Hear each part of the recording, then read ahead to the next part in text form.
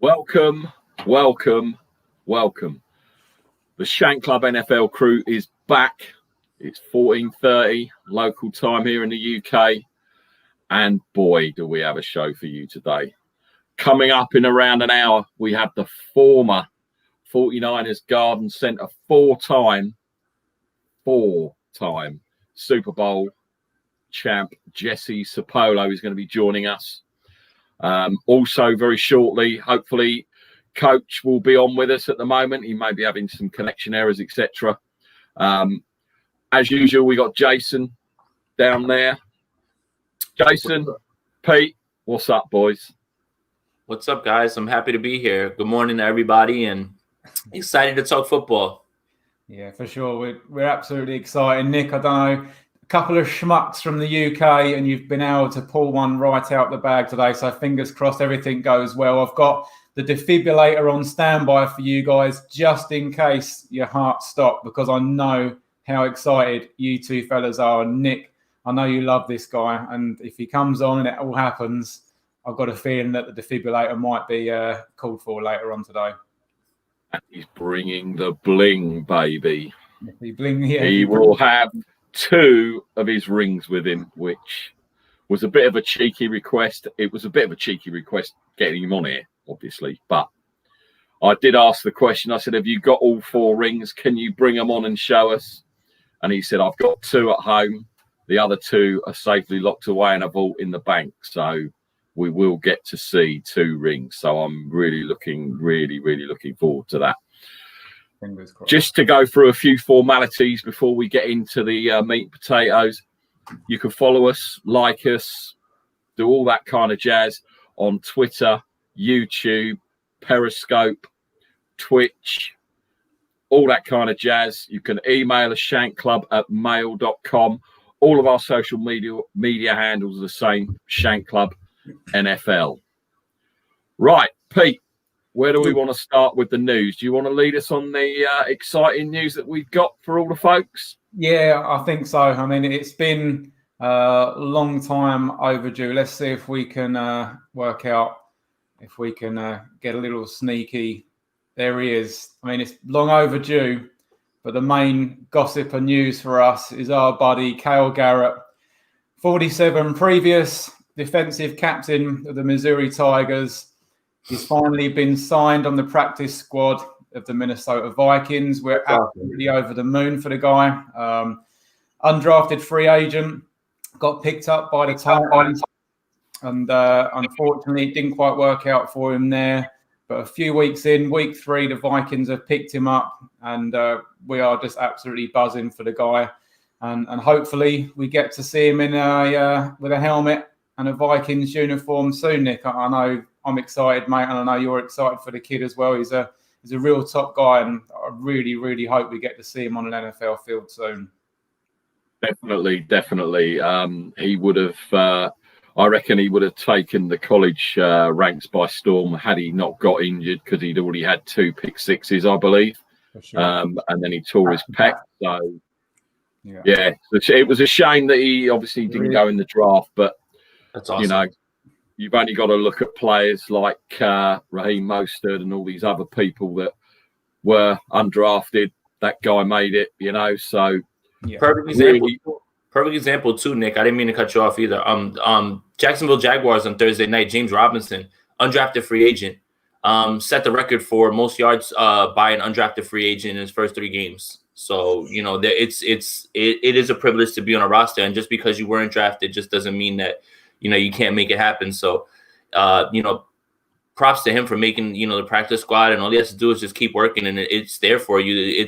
There's been plenty of other undrafted free agents who, like you said, Raheem Mostert, Matt Breida, there's plenty of them that have made noise in the league. So, yeah, I mean, I'm excited to see him play. Hopefully he gets on the field, and I'm happy for you guys because it's that real sort of tough side of the NFL that not everybody sees. Trying to sort of get on a roster, try and get yourself seen. And with the COVID this year, off season's been really hard for these guys. There's no preseason games, so they're not able to show themselves. But it could be a blessing in disguise, because there seems to be, obviously with COVID, and I know it's a subject that Nick's going to touch on in a minute with the injuries this year. The guy actually may get a shot because of all the injuries this year.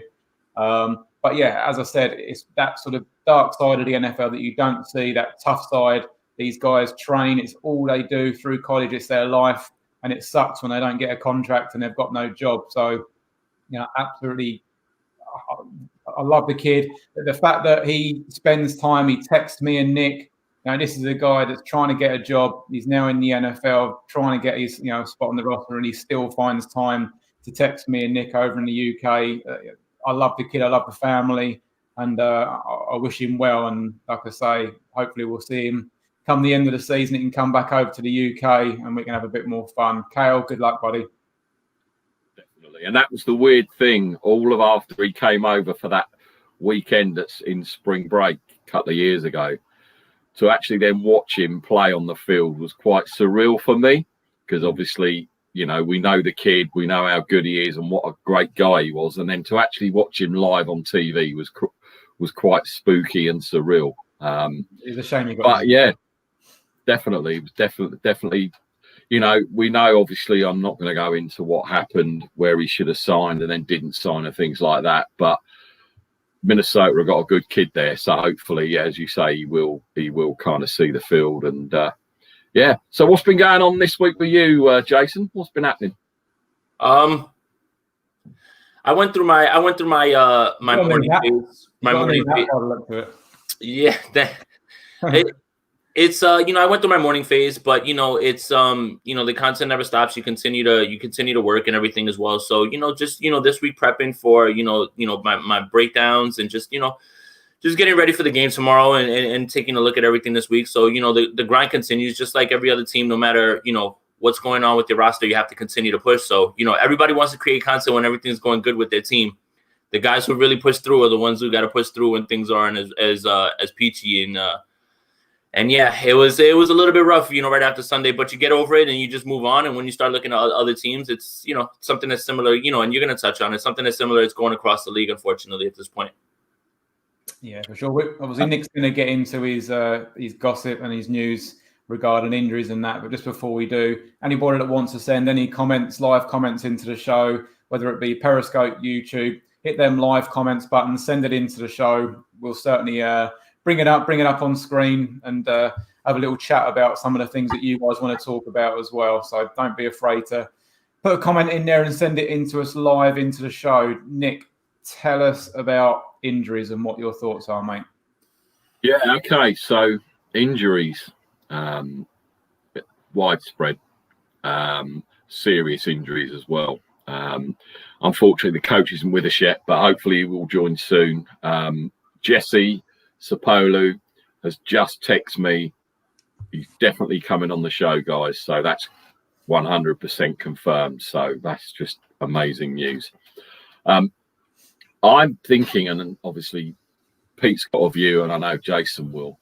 I think that the teams have suffered badly because of no pre-season. As crappy as some of the games are, and believe me, week one pre-season, you're glad to see football back on your screens, but it's just all smoke and mirrors and vanilla. Tony, what's up? What's up, Tony? Yeah, it's all smoke and mirrors and stuff, but it conditions these guys to play, gets them in. These are thoroughbred athletes like racehorses. You wouldn't buy or wouldn't raise a racehorse and then without it running 3 or 4 times, then just throw it straight on the racetrack. These guys need to tune up and get into game mode. And to me, without pre-season, to me, it just seems that this is one of the main reasons why these injuries are occurring. What do you think, Jason? Yeah, that definitely has a lot to do with it. I mean, I think that the opposition to preseason, it wasn't, abolish the preseason or get rid of all of it. I think that 4 games felt like a lot, right? Because every time that you run guys out there in the preseason, you're afraid of, what's up, Callie? You're afraid of injury when it comes to preseason. So, yeah, that definitely has something to do with it, man. Like these lower body injuries, guys pulling hamstrings, like there's a direct correlation to ramping up too fast and lower body injuries and soft tissue injuries. Like, the year of the lockout, I can't remember which year it was. there was just a same sort of like spike with hamstrings and all sorts of lower leg and lower body injuries, just because, like you said, you don't open it up right away. If you do, that's when you blow something else. So, I think that, I think the opposition the preseason was really just, let's get 2-3 games, not 4, right? But, it's clear that preseason is needed. It's very clear. Like, you, not only one, do you have to work yourself into game mode, but you have to work out the rust and the kinks and everything as well, too. Like, I think we're seeing it across the league where, like, this week you'll see a lot more crisp football being played because people are working through things the first 2 weeks. So, yeah, I mean, it's I don't want to blame it all on that, but that definitely has something to do with it for sure. Yeah, I mean, with these injuries, don't get me wrong. I believe that having the crazy, wacky off season that we had has definitely made a difference. And I was hearing a stat on the Nat Coombs podcast today that more than I think it was 50% more hamstring injuries in the first 2 weeks. So, when you hear stats like that, I think it was 16 the previous year, 30, so that's 100% more. So, they're crazy stats, but every team has the same thing going on. It just unlikely is like people like the Niners, they're just being a lot more unlucky than others. And you see the Bosa injury, the Barkley injury. Sometimes in football, this crap happens. I mean, last season we had a full off season and Big Ben goes down in week 2 by a freak injury. We lose Connor for 6 games. We lose Juju for a few games. We lose DJ for a few games. So whether it's preseason or not, you're always going to get injuries. But as fans to the game, it sucks to see people like McCaffrey going down, Barkley going down, Bosa going down, because we want to see these guys on the field all the time. Is it freak injuries? Is it the MetLife pitch? We don't know. It could just be a weird season. And the other thing as well, it may not necessarily be the pre-season guys. Don't forget, this is COVID. So all these guys had different training ethoses during this season. They were all, look at Saquon Barkley on his Instagram. All he was doing, he was showing in the gym, pumping up his legs. And in the end, he ends up, having an ACL injury. So maybe it's just the fact that they're doing a different kind of routine, which is maybe screwing these guys up. I don't know. But at the end of the day, they all have the same roster. They all have the same thing. And it's just unfortunate that some teams are just going to be a little bit more unlucky than others, I think, this season. Yeah. Yep. I mean, it's true, honestly. And it happens, that I think that the point that I really wanted to lift from what you said is the product is suffering. And that's the part that I really don't like, like, all these, like, listen, obviously all these injuries to the 49ers is one thing, right? But, even Seattle fans I saw on Twitter were saying, man, I really don't like the 49ers, but goodness, I really wish that they were healthy. Like, right? Like, that's the way I feel as well, too. Like, I don't want to face Seattle with Russell Wilson injured or Jamal Adams injured. Like, I want your team at full strength. I want my team at full strength. And let's have, like a great game. Like, really, realistically, I don't want to ever see anybody get injured. Less to the fact that I care about the product. These guys are human beings and they pour their heart and soul into this game. And to have it taken away from you in week 2, that's heartbreaking. Like, that's why you watch guys get on the card and cry, because they worked their ass off this whole year and now their season's done. And now not only do you have to do it all over again, now you have to ramp yourself up from an injury as well. These guys are, superhuman at times, but they are human at times. And you can see that, when with these guys, in these injuries. So it's like, I feel bad for the product and I feel bad for the players, honestly, because it's heartbreaking to have all this taken away from you immediately this early in the season. Yeah, for sure. It does proper suck. And then on the flip side of it, you've also got people getting injections and getting their lung pierced. Which, oh my goodness, what is up with the Chargers? That guy's getting fired. What is up with the Chargers? That's the second straight doctor. So, like, do you guys know the doctor that they had before, Dr. David Chow, the Pro Football doc on Twitter? He was the Chargers medical doctor before. Sued for malpractice, 3 DUIs, misdiagnosis. Like, what is the criteria to be a Chargers doctor? Like, do you have to walk in and say, hey, I'm a doctor? And then they're just like, you're hired? Like, are you vetting anybody out here? Like, what is happening with the Chargers staff? I've never heard of someone getting a pain shot for their ribs and that ending up being a punctured lung. That's just, it's mind-boggling. The needle must have been like that, that long. No, I mean, it is. It's. My rod is properly ripped though, Nick. He's not like you and has got a massive fat gut. So no, if that was mine, mate, it would be that long.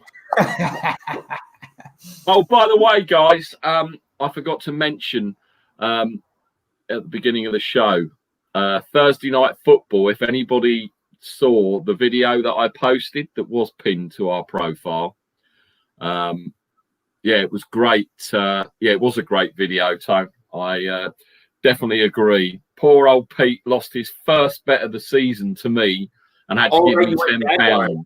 Right, you went Jaguars. Yes, because I said that Fitzmagic was going to do it, and obviously he did. And Pete suckered himself into betting me like 10 quid, which is, I don't know, call it $20, whatever. And yeah, hilarious. And I then made a live video of him handing it over on Periscope. And just to prove how popular that was, I think we've got 150 views or something ridiculous. I think the last time I looked. So Pete, you've got until 4 o'clock tomorrow, obviously, to make any other bets. If you want to make a bet live on air now, feel free, because I love taking money off you. It's just so easy. You hang in there, mate. It is coming, I can assure you. But me, along with probably 75% of the world, thought that the Jags were going to beat the Dolphins. I don't know, Pete. If you would ask me, I would have said, look. Jags, you're talking on hindsight now. This is a Jags team that beat the Colts week 1 and took the Titans right down to the wire. I mean, the problem is this, though, Pete. I think we all love Gardner Minshew, the story, but it might be time to wake up a little bit, just a little. Like nice stories are nice stories, but players are players, and it's like it had to happen eventually, right? It had to happen, and then toss in DJ Chark missing the game, that didn't help. But yeah, I don't know. Like the Jaguars, it's like, you know what? I think that Jaguars win against the Colts says more about the Colts than it does the Jags. Really, honestly, like the Colts should be much more worried, about that loss than the Jags should be, like celebrating, honestly. So I don't know. Like I think that the book's kind of out on Minshew and what you got to do to stop him and everything as well too. So I mean, I probably would have taken the Dolphins. This felt like a smash spot for Fitz. Like this felt like the week that Fitz would go crazy because it's a Thursday night game. So, I mean, yes, I'm talking on hindsight for sure, but I really wasn't too high on the Jags this week just because, I like even Miami losing to New England. That was a close game. Like they kind of brought it back towards the end, and then the Bills game. Josh Allen threw for how many yards, and they were close too in that game. So it's not like Miami's out here just getting rolled on by people. So. They're not a great team, but they're much better than they were last year. Yeah, for sure. And to be fair, I've never seen a guy that has been so happy to take £10 of my money. And if it keeps him happy, then fair play. But don't worry, Nick, hang in there, mate, because I can promise you before the end of the show, there will be another bet. And that £10 is on a piece of elastic, my friend, and it's coming back to me first thing Monday morning. I love it. I would like to say that's very true, but unfortunately, the £10 you gave me is hermetically sealed and on the wall. Because unfortunately, I'm £90 up now on bets from you from last season. And obviously, again, already started this season. I'm £10 up. So it's fantastic. Yeah. Nothing but Niners are in the house. How you doing, guys? Thanks for tuning in. What's up, guys? These boys are obviously looking forward to seeing the 4-time Super Bowl winner. I mean, as we were saying earlier on, Nick, there's only been 2 players that have won more than 4 Super Bowls. So to have this guy on the show, holy shit. Like I said, a couple of schmucks from the UK. If this comes off, then you can have more than that tenner, mate. You can keep that frame it, do whatever you want with it. Too late. It's already in a frame. Right, guys, let's break some games down, shall we? I mean, I have reached out to Jeff again. Obviously, I appreciate he does come on and help us out, and we'll keep on going. If anyone does want to join, throw us a message on Twitter, DM your email address if anyone wants to just pop on quick and talk some ball. It's shankclubnfl@mail.com. We'll get you on, give you 5 minutes, and we can talk some ball. Pete, do you want to lead off with your slide that you want to show everyone and why the 49ers are going to lose to the Giants this week? Well, you started crying and there were tears in your eyes when I brought up that slide, so I'm not going to bother bringing it on. But obviously, we're talking Niners and we're talking Giants game. So obviously, a game that you boys are very much interested in. Mm-hmm. And again, it's ridiculous the amount of injuries you guys have got. So let's talk about your boys going back to MetLife. Obviously, they were there last week against the Giants. Now, last week it was the Jets, fellas, and first 2 games of the season, Mostarz's come out and he has just set it on fire, got you guys off to a great start. Now, he's not going to be here this week.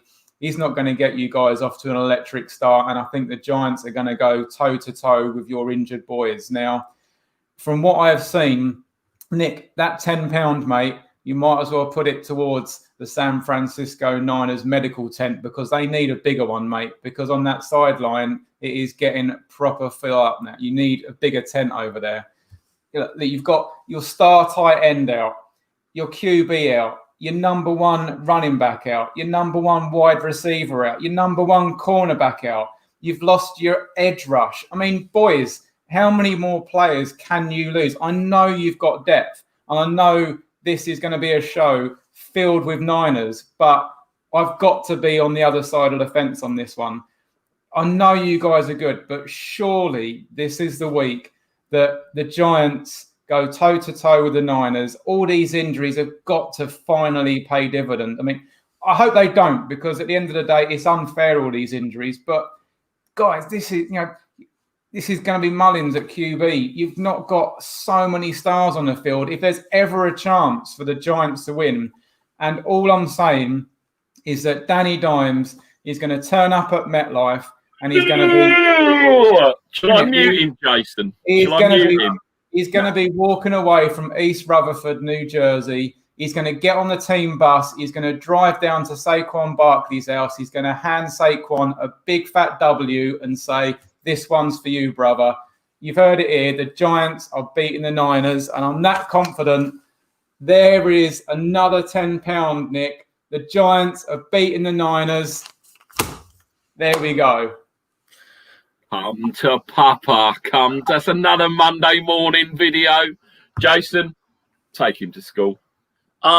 Pete, look, I enjoy the banter. I appreciate what you guys do together. I appreciate it, but come on.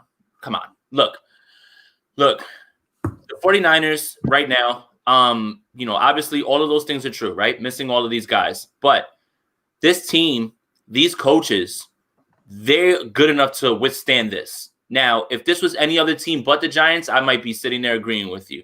But the Giants, when I watched them play last week against the Bears, against the Steelers, also who, the Steelers are blitzing at a rate that is unreal. The highest amount that a team has ever blitzed is 38%. Right now, Pittsburgh's on pace for 60% blitz. Blitzburg is back, right? I watched Daniel Jones run for his life. Hilton is coming in. Boom. Yeah, I watched Daniel Jones run for his life week 1. I watched Daniel Jones run for his life in week 2 against the Bears defense that isn't exactly what they were, right? The 49ers have enough as far as rotation to get pass rush. Where I get concerned on the 49ers defense is really the cornerbacks, okay? So Ahkello Witherspoon is going to be a game-time decision. We don't know if he's going to be playing across from Emmanuel Mosley or if it's going to be Jason Verrett. That's when I get a little concerned, because then you're talking about trying to cover Darius Slayton, who can make plays up top. But this game will be carried by the coaches. So, yes, you can say, hey, Jimmy Garoppolo's not playing. I have a stat. Nick Mullins has thrown for 400 yards one time in his career. If he throws for 400 yards one more time in his career, he will tie Brett Favre for 400-yard games in his career. That's not a joke. And I had to look that up. Brett Favre has only thrown twice for 400 yards. Nick Mullins already done it once in 5 starts. It's a little bit different the way that the league, is playing, but that's still a shocking stat to see. I had no idea that Brett Favre had only thrown for 400 yards twice. Makes no sense. Nick Mullins will be fine. Kyle Shanahan's going to put him in a place where he's going to take away tough reads. Everything's going to be off play action. I expect a lot of Jet McKinnon and Jeff Wilson. I expect this game to be very close. I expect the 49ers will win by one score, 27-20, and it'll go down to the last drive. Whether that drive is Nick Mullins going down and scoring or the 49ers defense stopping at the end of the game, it's going to go down to the last drive. This game is going to be much closer than the Jets game because I think that the Giants have a huge advantage and that their coach is not Adam Gase.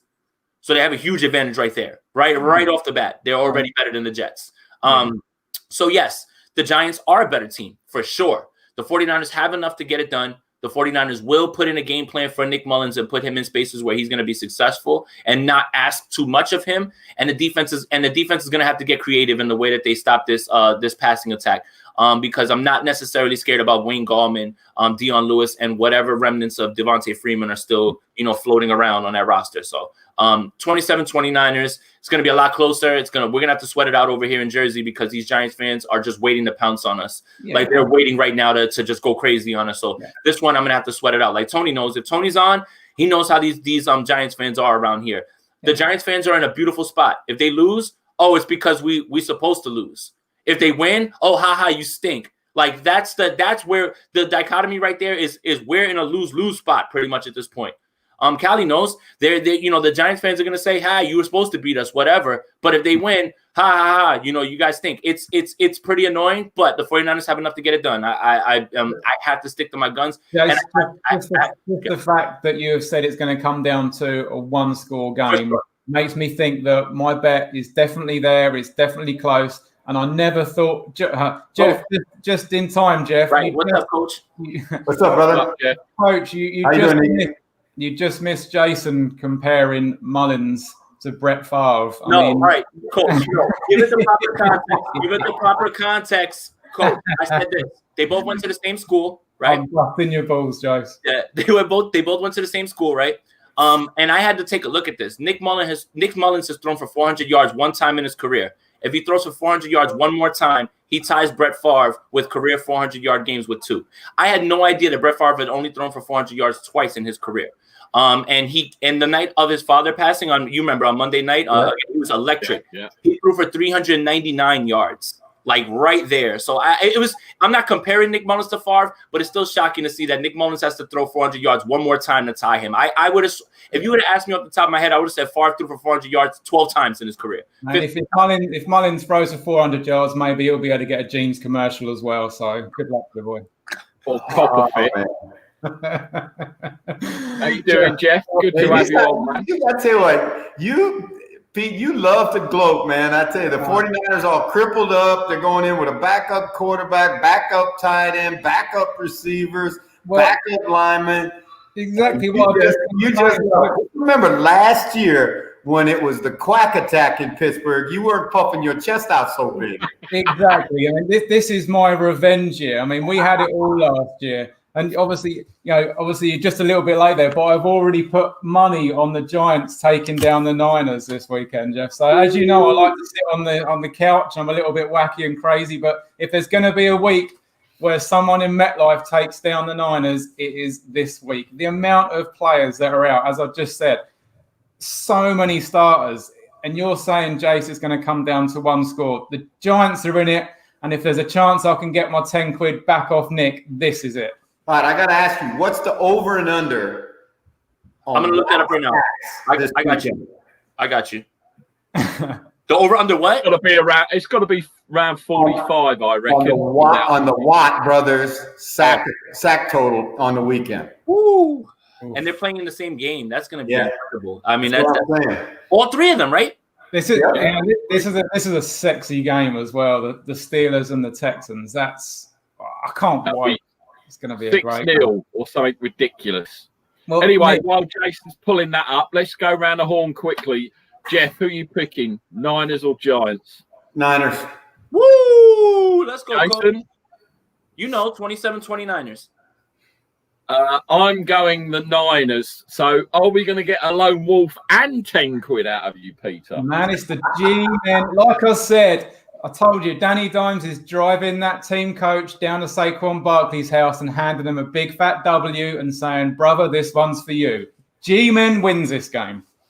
I think you're the lone wolf then. Oh, start howling, brother. Over under on this game, 42.5. It's what? Sorry, Jason? The over under is 42.5 for this game. So I'm going to smash the over. If I got a 27-20, I think that it's going to be over. Okay. Next up, Pete's Steelers versus the low-life 0-2 Texans. Jason, what are you thinking about this one? Yeah, so like I said earlier, the Pittsburgh Steelers right now are blitzing at a historic rate, 60% almost, unheard of. Like it's not the way that the game's played right now. Like not that Greg Williams is envious of how many times that they're blitzing right now. Like it's that much. This defense is stacked. Deshaun Watson is probably bottom 5 right now against the blitz as far as statistics go. So this is the way that you've got to take them down. I really don't see this game being close. I'm not big on the Texans at all. You watch them play. They're discombobulated. Deshaun Watson right now more than ever looks like he's a guy looking for someone to help him. Bill O'Brien doesn't look like he knows who to get the ball to. He doesn't want to give it to David Johnson. He just wants to put it in the hands of Watson. Like this death schedule of the Chiefs, the Ravens, and the Steelers, like I don't know who the Texans made mad in the NFL office, but to have these 3 games to start your season, this would be a tough test for anybody, let alone a team that's going to be going in with the wrong game plan at times. And it's just Bill O'Brien's not adjusting during the game at all. Like he's not changing anything. Everything is all these long routes down the field. But if your line can't protect you and allow those to develop, like you have to change things up a little bit. And it's just I really fear for the way that this team is moving as far as game plans go. And Pittsburgh, look, Pete, I'm going to be honest with you. You definitely can't tell me that Pittsburgh blew the doors off Denver and Jeff Driscoll was in there as a backup quarterback, right? Like you guys didn't blow them away without Drew Lock. Like Jeff Driscoll was hanging in there and throwing some punches without, they lost Sutton during that game. So, Pittsburgh didn't exactly like wow me last week. They get the win, but this week, I think they're going to get the win as well too. It'll just be a little bit closer than you think, even with all those things that I said about the Texans. So, I got the Steelers in this one. It's more about like I just don't like what I see from the Texans at this point. Bill O'Brien definitely has, walked under a ladder, smashed a mirror. God knows what he's done, but that's a brutal, brutal stretch they're going through. Right. I can't see past Pittsburgh, unfortunately. No. It's quite straightforward. Jeff, what are you thinking? The thing about Watson that's scary to me is here's a guy that's got great escapability, great mobility in the pocket, and he's been sacked more than anybody else in the NFL. And that's an offensive line that they've invested a lot of money in and draft picks in, and they still cannot protect it. Defensively, I know Weaver's trying to put his mark on that defense, but they play so much zone now. It's almost like they've had a complete philosophical change on defense. Other than Watt, they have no pass rush. Merciless has been a non-existent guy the whole season. I just don't know. I don't think they're a very good football team right now. And they got to go up and they got to play in Pittsburgh. And, Jason hit on something that's if and they won't do this, but if the Steelers would keep up this pace on defense, they would break the all-time record for sacks of the quarterback in a single season. That's how prolific that pass rush and that they are up front. Kansas City beat the Texans up front, and I don't think that Kansas City's as good as Pittsburgh is on both interior lines. So I'm going to take the Steelers in this one. Yeah, I don't think it's going to be as.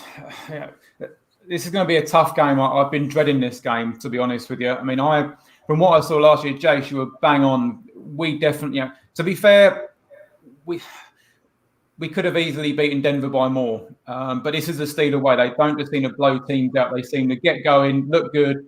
You looked at the half, 17-6. Should have been a runaway win, and it wasn't. They let the teams come back in. Yeah, I'm impressed with the D. The D was great last year, and it's still good this year. But the offense still seems like a work in progress. There's still plenty to be done. Ben's there. He's not getting injured. He's moving around. He's growing. It's his first proper year with DJ. there's a lot to be done there. And if Steelers can keep hanging in these games, keep getting these wins, they are going to get better and better. But from what I'm seeing of Houston, I didn't think they sort of really let Baltimore run away with it. Now, I'm just looking at the stats. Lamar Jackson, I think, only just sort of threw for 200 and something yards, 1 TD against them. Their rushing stats were padded by a couple of sort of last-minute bursts from Baltimore, which sort of really padded their rushing out. Brandon Crooks, he's sort of starting to sort of get on it. So if they can get him playing, if they can get Randall Cobb playing, if they can get Will Fuller sort of catching the ball, I'm scared. JJ Watt looks like he's back in business. And this is going to be, I feel, one of the sort of better games of the week. I'm scared. I really am. I do feel that the Steelers are going to sneak it. I think it could come down to Chris Boswell with a field goal at the end. I'm not going to enjoy watching this. I'm not going to lie to you, boys. I'm going to be watching this one through my hands. I'm going to hate watching this game. But if we can get away with 3-0, the defense still looking good and the offense slowly building as it is, I'll be happy. But I'm going to call the Steelers, but it's going to be a close call, and I'm going to hate every minute of this game. Pete, if you're that freaking scared, you ought to call the police, not call the Steelers. Pete, we're laying it out for you right now. Like, kind of. Did you hear Coach It's be a blowout. This should be exactly. This should be one of those like feel-good wins, right? Like, I mean, if we can go 3-0 and the Texans go 0-3, it's going to suck for the Texans because they have had one hell of a tough start to the schedule. But for me, the Steelers aren't firing on all cylinders just yet. I said they'd be 10-6. For me, this is going to be a game I'm going to see whether the Steelers are legit this season and whether they are actually going to be capable of going to the Super Bowl. This could be another Steelers team that we see that are just scraping it, making mistakes.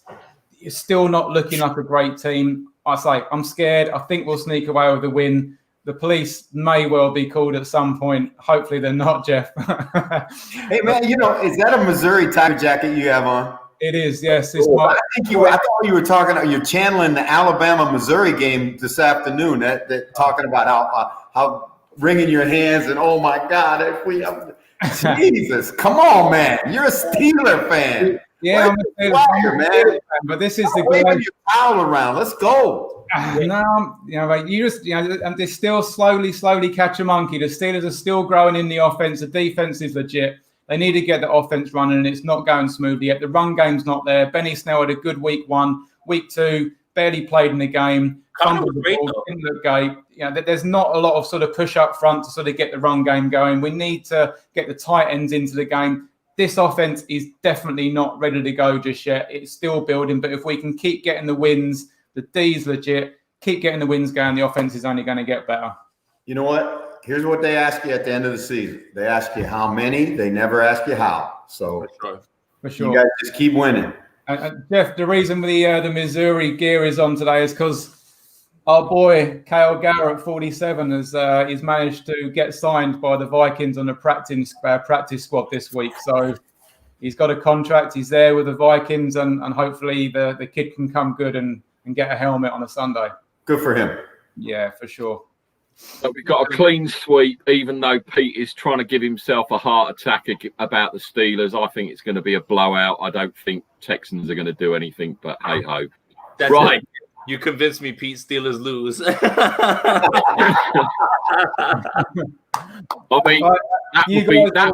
Trust me. You will realise I do set myself up for some big falls, but I come crashing down. I give as much as I can. I hear you. I hear you a little bit about because the Steelers have a tendency to play down to their competition. For sure, Coach. That's something they got to get out of. For sure, Coach. Because like the same thing I said, honestly, there's no reason that they shouldn't have smashed the Broncos last week with Jeff Driscoll at quarterback. No Cortland Sutton, no Phillip Lindsay. Jerry Jeudy left that game. Like that game, I had my left eye on it while my right eye was crying about Nick Bosa. But I was watching it from the corner of my eye, and I was like, why is this game so close? But yeah, the Steelers are going to be fine, Pete. Don't worry about it. And again, on the Missouri front, it's a shame that the Steelers took out Drew Lock because that's certainly something we don't want to see. The no fan. A good season. So. No fan went to Iowa. I'm sorry. I'll shut up. Right, the next game is the Battle of the Basement Boys, the 0-2 Bungles versus the 0-2 Eagles. Jeff, You can take this one, buddy. You know, this game is like freaky to me because, you know, Burrow threw it 61 times the other night, right? And they still, you know, so much of it is short stuff. It's, you know, he's not pushing them. They're not getting big plays. And you look at AJ Green, and I know, you know, he's at the end of his career, but boy, I think he's really, his play has fallen off just in terms of his dynamic play on the field. He still catches the ball, you know, but you don't see him as that big play threat anymore. I don't really know who they've got as a big play threat. Mixon's been, you know, he can't do it himself. And they're they stink on defense. They are horrible on defense. Watching that game last week, and you see Chubb and Hunt, just they're at the safety every time. I mean, there's a lot of times where they're not even encountering another defender until they get to the safety. And you can't win like that. And, you know, I know the Eagles are beat up. I know the Eagles got all kinds of issues. I know, you know, that even though it was canned noise in the stadium, they booed Carson Wentz off the field. Do you know what? That was hilarious. The guy, I'll be surprised if the sound guy is still in the job because they didn't he? He pressed the boo button as they came on. I'll tell you, it was trying to give them as much of a game-like experience as they could being in Philly because they booed Santa Claus in Philly, so it don't matter. But I just can't believe that Wentz has fallen off as bad as he has. And, you know, they've still got Goddard and they've still got, you know, they've got weapons now. You know, they got Ertz, they got Goddard. D-Jack has his plays fallen. I gotta believe that Cincinnati's the perfect cure for what's ailing Philadelphia. And I think Philadelphia win the game. Jason. This one has to be the Eagles. Like the Eagles can't start 0-3. They can't. Even with this division being less than up to snuff at this point, right? Coach, I want to ask you something. I heard Doug Peterson. Someone asked him, why in year 5 is Carson Wentz regressing? And Doug Peterson said, I don't know. That's scary in year 5 to hear that. That is very scary to hear your coach say, I don't know why he's regressing. You know, is he hearing footsteps? Is it because he's PTSD? He's just been getting crushed. Like, I understand that can affect guys, but then I see the accuracy issues, and I'm just like, man, like, where did all of that go? It just can't go away that fast. Well, first thing I'd tell you about Doug, because Doug was our quarterback in '95. Doug's always been that guy. If you ask him a question, he's going to give you an honest answer. He's not going to give you coach speak, you know.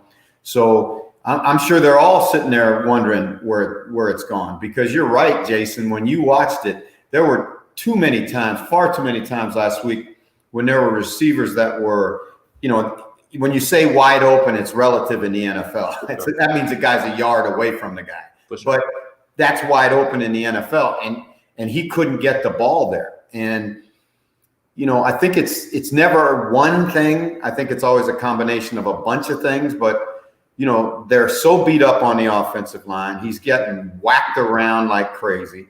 And I don't care what anybody says. You stand, you know,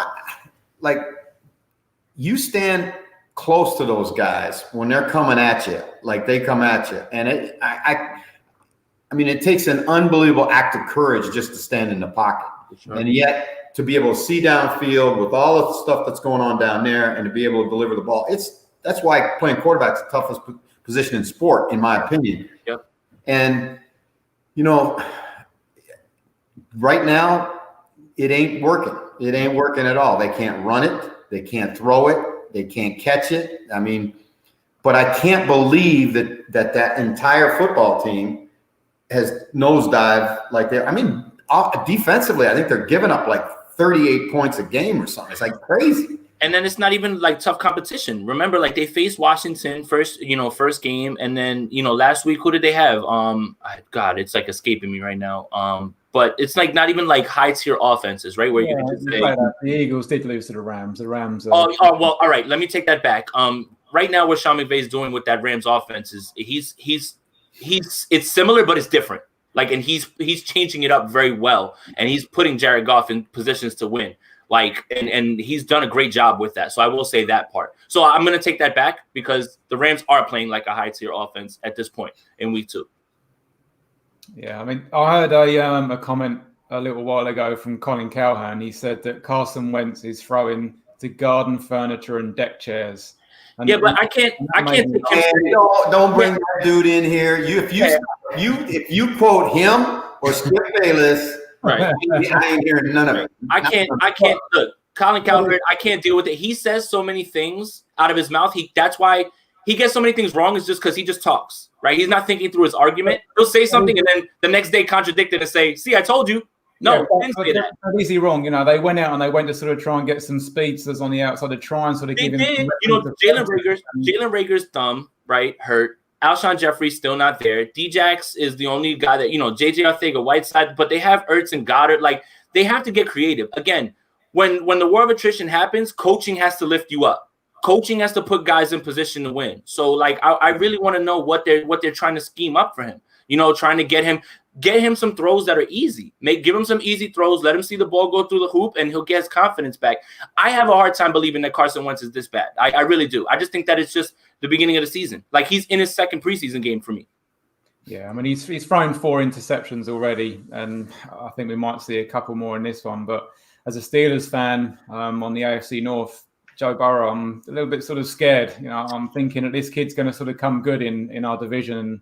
All of a sudden, if the Bengals can get a team around him, coach, could they start rivaling the likes of the Steelers and the Ravens? Or it's going to be a while. I mean, there will be gray in your beard before that happens, brother. there's already gray in this beard, so I can assure you of that. I make sure of that, coach. Don't worry. I make sure I give him plenty of grey hairs. So, Pete, who are you taking in this game? To be honest, it's going to be one of them games that I'm probably not even going to bother watching back on Game Pass, but I'm going with the Eagles. Yeah, I make you right. I think it's going to be a shit fest, if I'm honest. I don't know what's happening with the Eagles. I can't put my finger on it, whether it's the coaching, whether it's the plays, I don't know, but they've looked awful. And yeah, as much as it pains me to say it, I'm going to have to say the Eagles. It's a game they've got to win.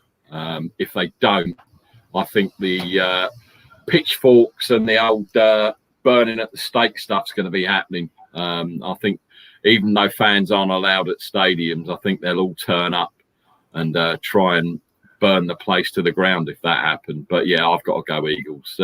Did you say who you were choosing in this one, Jeff? Yeah, I'm going to take the Eagles. But, just Nick, just kind of a cautionary note about, there's a tendency to panic too fast in this business. And I think that's accentuated as the more there are shows like this. I mean, it's always, out there. Remember now, in that entire division, which is 4 football teams, 2 weeks into the season, they've played 8 games. There are 2 wins between the 4 teams.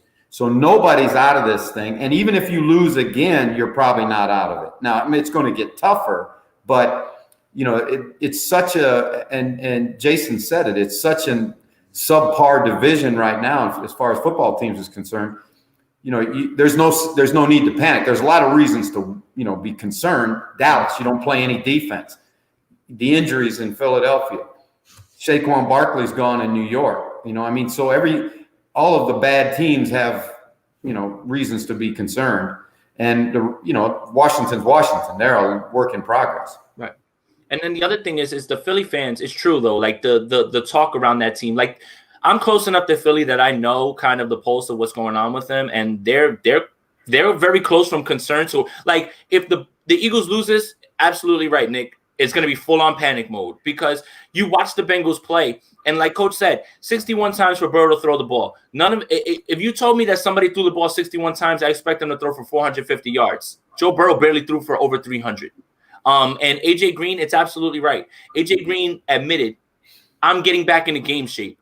Well, no duh. We watched you get 13 targets, and we saw you bring in 3 for 25. You know, like that's not AJ Green. Like that's not the way that he was. You know, so Tyler Boyd isn't a guy that's going to take the top off of defenses. John Ross has never really turned into what they wanted him to be. You know, so the Bengals and that line, like they just don't put Joe Burrow in a spot where he's going to take all those hits, because you're going to lose him before you tap into what he really has, which is that maturity that you're looking for when you get a pick because of his age coming right out of college. So this has to be the Eagles. This has to be the Eagles this week.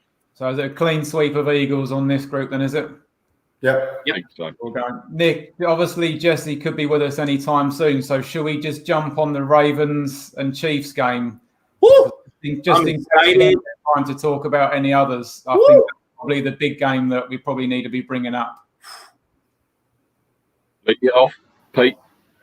Well, I mean, for me, this is clearly the game of the week. Yep. I'm going to go straight out and say I'm calling the Chiefs on this one. And the reason I'm going for the Chiefs is because I haven't seen the Ravens win a playoff game. Well, Lamar Jackson win the playoff game yet. I haven't seen, like Mahomes, this guy can turn a game around. It doesn't matter if the Ravens go 20 ahead. I know this is the Ravens and it's not the Texans, but for me, Mahomes has done it. He's done it all, and we haven't seen Baltimore and Lamar do it all yet. So it doesn't matter how close the game is. I would still put my money on Mahomes to win this game against the Ravens. Now, I think it was proved against the Chargers. Justin Herbert, what a game that kid played. I mean, the guy looks like he should be on High School the Musical. I mean, the game was great. He played brilliant. And they had the chance to win it in overtime. They went 4 for 1 and punted on. I know it was deep in their own half, but it's Justin Herbert's opening game. They've got a chance to beat the Chiefs. You give that ball back to Kansas, they're going to come back and punish you. So I wish Anthony Lynn would have just gone for it 4 for 1. I know it was about on the 25-yard line of their own area, but how often do you get a chance to beat the Chiefs? And Herbert's opening game, their opening game at SoFi Stadium, I just felt, have some balls like Fitzmagic did, wearing that pineapple shirt at the after the sort of game against the Jags. Just go for it. How often are you going to get a chance to beat the Chiefs? But anyway, I just think the Chiefs are going to take this one. It's going to be a great game, but I still think Mahomes is the better player over Lamar Jackson. I still think the rushing game for Baltimore, was padded out against the Texans. It's going to be a great game, but if my money was on it, I'd be calling the Chiefs. Nick, what are you saying? Ravens coming out game. That's what I'm saying.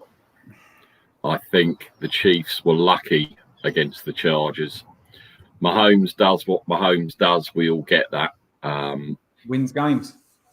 But no, I think this is going to be a coming out game. I wouldn't call it a statement game or anything like that, but I just think that the Ravens are going to want to prove something in this game. The defense will step up. Lamar will run all over them. He's been passing more. I think he's going to run more this time. And yeah, I think the hype is too much on Kansas all the time. And they are going to lose some games this season. They're not going to have a perfect season.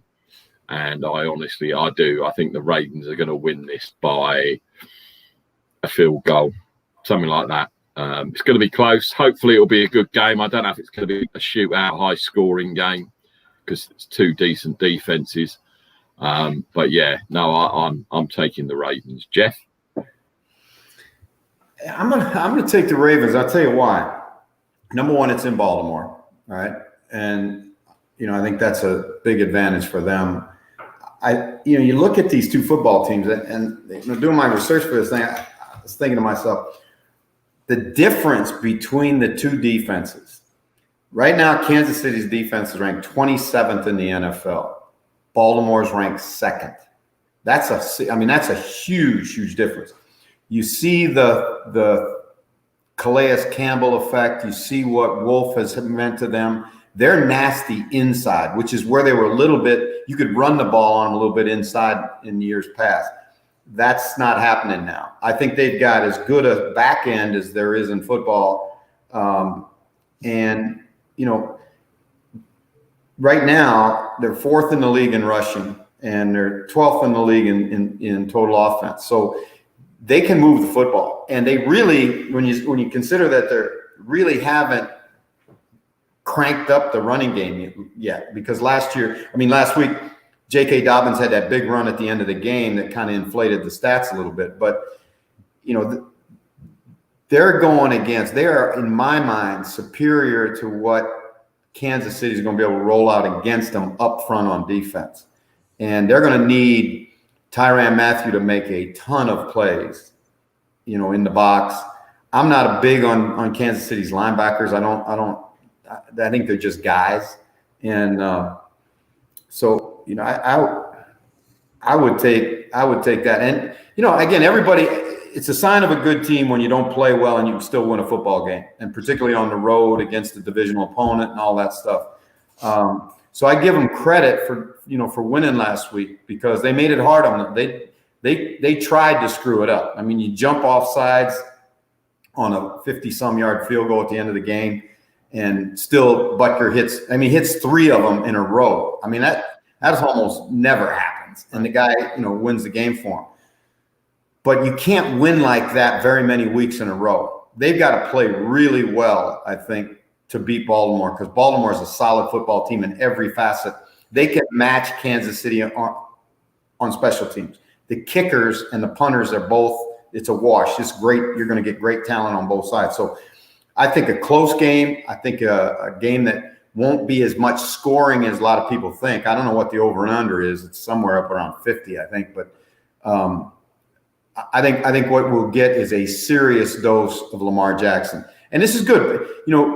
This is a great opportunity for Greg Roman to, help that kid gain confidence. So when these two teams face each other again in January, that it'll be for a chance to go to the Super Bowl. And I think this is Lamar. I think this will be Lamar's day. I really do.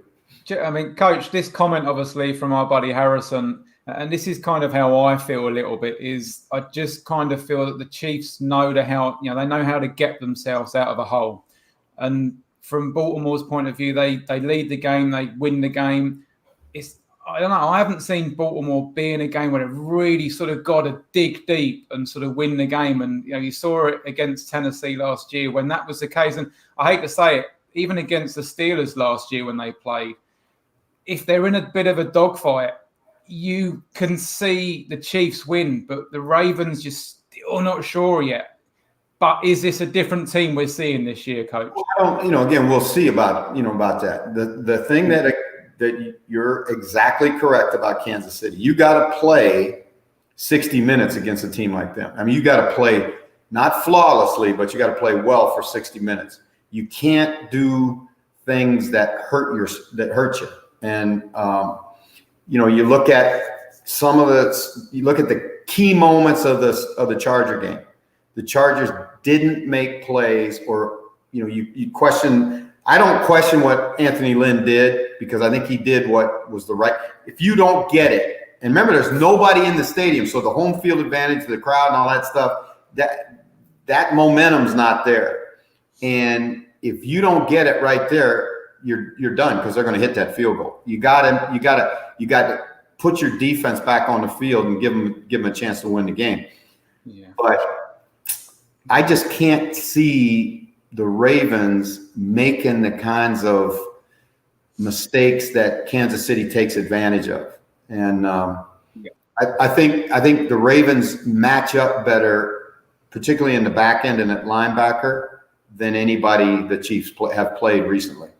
Jace, we do want to hear your comments, but I know Nick is probably having a heart attack right now. It's fine. Let's get. I mean, look. Here's what I'll say. I'll the only reason I'm saying he's having a heart attack is because there's a legend in backstage that we've got to introduce and bring. Go for it. Oh, Jace, go for Nick, it. You have got the floor, my friend. Words cannot describe how excited I am. So I'm just going to bring this guy on. There he is, ladies and gentlemen. Wow. No introduction, but for people that don't know. Wow.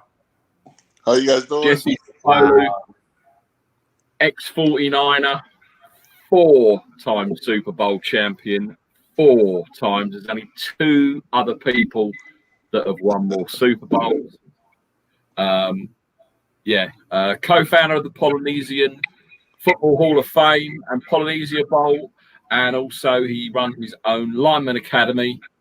Jesse, hopefully our accents will be okay for you, me and Pete, because I know when I spoke to you on Coffee with Coach, I said stats, you thought I said sex, and it all got confused. We've got Jason, and obviously you know Coach Jeff. So if there are any words that you don't understand, then they'll be able to tell you what it is. Honestly, I you can tell he's starstruck, Jesse. He is probably starstruck.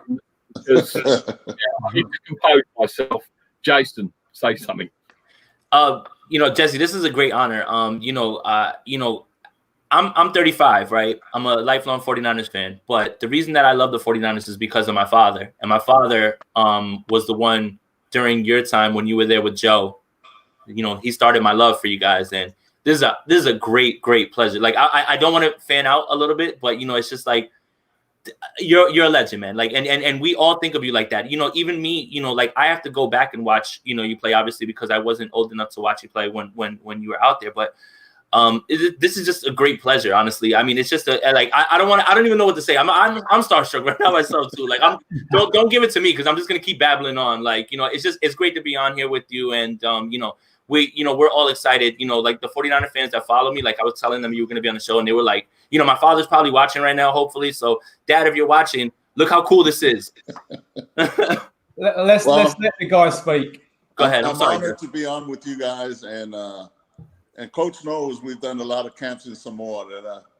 That football is what I did, is not who I am. But I'm glad we gave your dad a lot of thrills, and hey man, your generation needs to carry the torch for us now. We're trying, man. We're trying. Hey, you know what, guys? I gotta throw this in there because Jesse's such a humble guy. He's never ever gonna. He won't talk about himself, and he won't talk about his family very much. And but Jesse has a wonderful family, and one of his boys, Roman, coaches the offensive line at Fresno State University. And every year they pick the top 30 college football coaches under 30 years old. And Roman Sapolu is one of those guys this year. So congratulations, Jess. Wow. Well, thank you. You're just hoping that your kids can be good human beings and find themselves a good career. And, I got a funny story. Roman is our youngest, but my 2 older sons used to run around in the 49er locker room, and they used to run around with a kid named Sean McVay. Wow. So it just shows you how life can change in a blink of an eye. So when I see Sean on TV, I even though he coaches for the rival, I'm still proud of him, but when we play him, the 49ers got to take care of business. So, but that's how football life can be. Yeah, as part of your life. You know what, guys? It's great to see, people like yourselves, humble guys that are taking time. Jesse, 4-time Super Bowl winner. Jeff, you do so much for us. But for a couple of guys in the UK that started off their own live NFL talk show over in the UK, and you guys are here giving us time. I mean, you guys have no idea what this means to us. I mean, it's once in a lifetime opportunities to be able to talk to people like you. And Jeff, you keep coming on our show, and we're fan. It's great. Thank you. But Jesse, in sport, there are few people to do what you have done, and you're taking time out of your day to come and spend time to talk to us. And I cannot thank you enough and say how honoured and privileged that someone like yourself has come on here and talking to us. And I say I'm not a Niners fan, but I know my best mate Nick, sitting right next to me here, is. And you've completed his life by coming onto our show today. So thank you. Thank you. It was a pleasure to be with you. My second oldest son's name is London. back in the day, I played at Wembley Stadium. In those days, they would bring over the best teams overseas to promote a league that we called NFL Europe. But later on, when I was retired, but you know, in the Samoan Polynesian culture, when you have a positive experience that impacts your life, sometimes you name your kids that way so that you can always remember that. So London's doing well now, but the UK has a lot of that's great memories for me. That's Tell great. you how old I am, Jesse. I remember watching you play, and I actually was at that game in London at Wembley. It was the America Bowl versus the Miami Dolphins. Yes. I think Joe played a series, and I think also Marino played a series. So it was kind of like a preseason game, if you will. Yes, it is. But it was to say I actually saw Joe and you guys play live. For me, it was an amazing experience. I don't think when I look back now, that's how amazing it was. But at the time, and bearing in mind it was probably early 80s, possibly, it wasn't. It didn't feel like I was in the presence of greatness. But now, when I look back and I think, shit, I saw Joe Montana. He may have only handed the ball off twice, but you know, I saw Dwight, I saw you, I saw Roger, and I also met Roger Craig when the Niners came over quite a few years later, and I got him to sign a couple of caps and a picture and etc. And again, like now, it's just such an honor to have you on the show. Do you have your rings with you? Because I'm dying to see if you've got your Super Bowl ring. Yes. In fact, I'm grabbing it right now. This is too much to handle, Nick. I mean, we've got Super Bowl rings coming out on Shank Club NFL. I mean, this is too much to take. Jesse, my father said thank you as well too. He just sent me a text. He said that was like a huge thrill for him just to even hear you say that about him. Like, you know, that was what I was trying to get him to jump on for. Thank you so much. I appreciate that. Oh, that's so awesome. You know, the reason why we came to London back in the day was to grow the game. And for people like your father that caught on to the fever of what we call American gridiron, and you know, it's people like him that led the way. Now, you know, people in Australia, New Zealand, and of course the UK was the first because we played preseasons there. I also played in Japan. That was the idea back in the day. We were hoping that the fans worldwide can buy into you know, the excitement of the game. You know, I grew up in independent Samoa, and you know, I played rugby starting before I moved to America, and I knew the excitement of American football, but in Samoa all they played was rugby. So for fans of rugby to you know, share that excitement and see the value of what football brings to your household is a great thing. And I don't know if you can see the rings right here. But, there you go. Look at those bad boys. But these two rings right here, you know, rarely a team has ever gone back to back. I think there were 3 teams that had ever done it in the history of the NFL. So those two right there, the reason I carried with me is because we were able to do it back to back, which is a very, very difficult thing to do. And we were 4 minutes away from going after our third one, but we fumbled the ball and we lost a close one to the New York Giants. So I don't know if you could see that, but we can see it. Oh yeah, Jesse, I'm drooling. I'm having to get rid of the.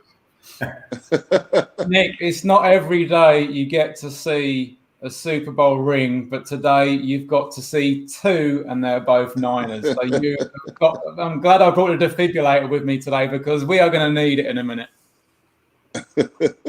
Wow! And I have Sorry, Pete. I have this argument, Jesse, with a lot of people, especially on Twitter, talking about that New York game. Yes. And I say that the reason why Roger Craig isn't in the Hall of Fame is because of that fumble. Really? Because there should be no other reason why he isn't in there. To me, personally, I mean, he was revolutionary in his position at the time, catching out the backfield, running people over, his running style. I mean, just to me, I can't understand what the criteria must be if he's not in there. And I know linemen get in there and it's a different position and things like that. But to me, I just can't understand why Roger Craig isn't in there. Do you think that does have a bearing on what happened, or am I being a bit too simplistic? I think maybe when he first became eligible, that probably played a little bit of a factor. But I think seeing other players that are already in there and Roger's still not in there, or any of our generation guys, Coach can tell you that there's some voters from the East Coast that are very, very strong. And for guys that come from the West Coast, you got to have people push and nudge you a little bit more, because we don't have as many writers from the West Coast that vote people in to the Hall of Fame. Because, if you look at the running back from Buffalo, Thomas, he fumbled to lose the Super Bowl against the Dallas Cowboys. He's been in for almost close to 10 years, and he lost 4 Super Bowls. So for us, with the Niners during my generation, to go 5-0 as the only organization to go 5 times and win it all 5 times, it's something that bothers us a little bit. But at the same time, if you truly played the game to become a champion first, then it doesn't hurt you as much, because that's exactly the mindset that we had as a team. If we all try to play for the Hall of Fame, we'll probably have more people in the Hall of Fame right now, but we'll probably have maybe 1 ring. And Coach can tell you the importance of putting team over self. A lot of people can talk about it, but not many people can really truly buy into living it. And I think that's what made our group a little bit special. But yeah, we talk about that all the time at our alumni get together. So we're going to make an effort to have the media from the West Coast try to push some of our guys through, because we just don't have enough people in there knowing we were the first organization to win 5. And not only win 5, we didn't lose any. So that's something that's, we're paying attention to that stuff. Excuse me, I'm going to just run through the wall real quick. I'll be right back. Just give me a sec. Jesse, when you think back about those days, right? And you and I have talked about this a bunch, and I want you to share with the people that are listening the genius of Bill Walsh and how he was able to take a skinny-legged kid from Notre Dame who didn't really start his whole college career, white receiver from Clemson, offensive lineman from the University of Hawaii. He took a bunch of guys that, at Mississippi Valley State, and made one of the NFL's iconic runs. And how were you guys able to do that? How did he blend all that together? What was the thing that everybody shared, even though you came from such different backgrounds? Well, I think the number one thing I just shared a little bit is buying into team over self. The other thing is, Bill Walsh was labeled a genius for a reason. And he was very meticulous as far as how many steps on a certain pass. There are patterns, Coach, that Joe has to get a 5-step drop and then skip back into the pocket before the receiver is open. So everything is timing. And, people label it the West Coast offense now. and the NFL goes to a little bit more of a spread now. Yeah, the 49ers is one of the few teams that uses a fullback now, with Kyle Shanahan. So, and Coach, that how the NFL operates is a game of momentum. Who start winning, because now more teams are installing the fullback back into their scheme. So, it was very for Bill Walsh. What it used to be when Bill Walsh became the head coach is, if it's 2nd and 4 or 2nd and 3, a lot of coaches will run the ball because that's you play the percentages. But Bill Walsh had no problem throwing the ball to the flat to a running back running into the flat on 2nd and 3. And, people say, well, what if that becomes incomplete? Now we're 3rd and 3 when we could have been, 2nd and 3, we can make a first down, or 3rd and a half a yard. We can keep the chains moving. That wasn't Bill Walsh's thinking. Bill Walsh was very creative in not looking at down and distances, but what can he create to give us the best chances to become successful. And we were the first team to make what they call RAC, run after a catch, very, very popular. And of course, he went out and he got a kid from Mississippi Valley. And you forget, Coach, we had a kid from James Madison named Charles Haley. That's right. We had a kid from Delaware State named John Taylor. Yeah, so you're exactly right. And Hawaii wasn't a powerful Alabama type of program. So most of the guys that Bill Walsh built that dynasty around were guys that he found, not in the first round, but in after the 3rd round, so to speak. So that's what made our team special.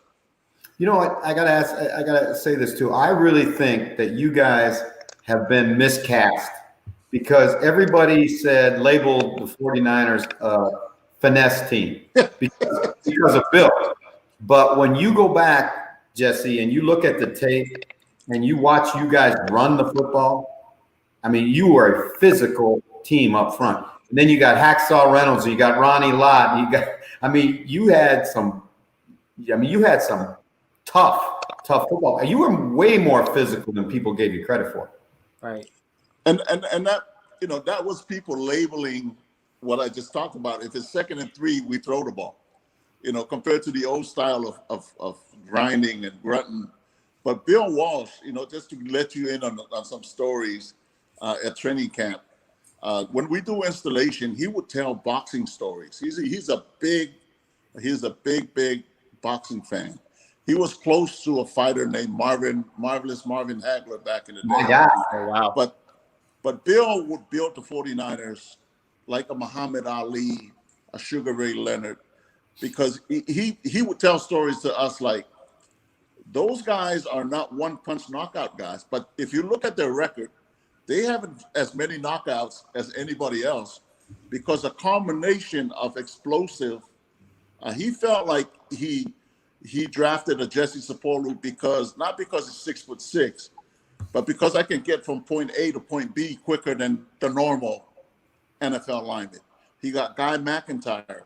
So he got those type of players that can execute his system through quickness, because he would tell us boxing stories like, in the first 2-3 rounds, you can never tell who's winning the fight unless you're a coach. That there's an inch that one guy is beating the other guy to the punch.